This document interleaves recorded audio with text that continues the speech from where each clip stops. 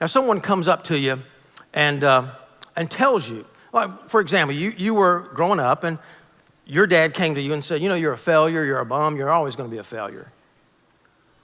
That begins to stick in your inner being. It begins to stick within your soul. And the words to that, you just simply cannot get away from.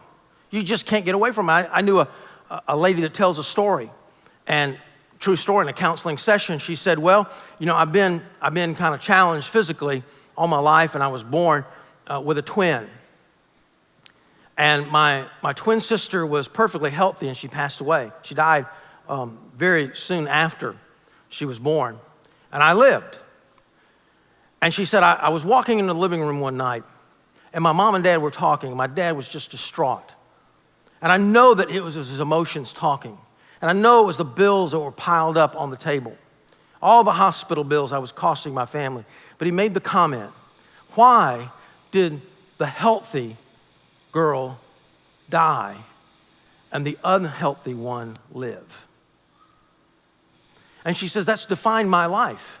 I can't get away from what has been said. Why? Because it came in. Someone she cared about said something, and it came into her soul, and it began to define who she was. On the other hand, if you're a singer, and everybody around the church say, whoa, I just love to hear you sing. You're so good, and we really appreciate your singing, and that makes you feel good. But what if someone that could really sing, a professional, someone from The Voice or somebody, Blake Shelton came up to you, or Shakira, whatever her name is, and she came up to you and said, wow, you have a great voice.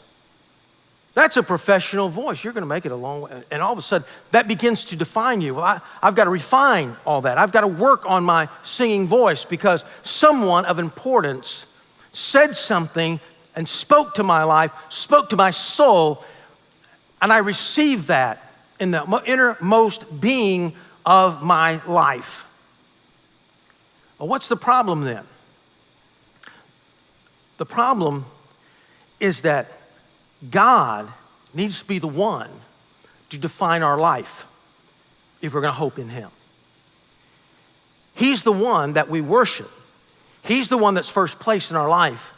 And He's the most important one to us. And so when He speaks to our heart and works a miracle in our life, it begins to define then who we are.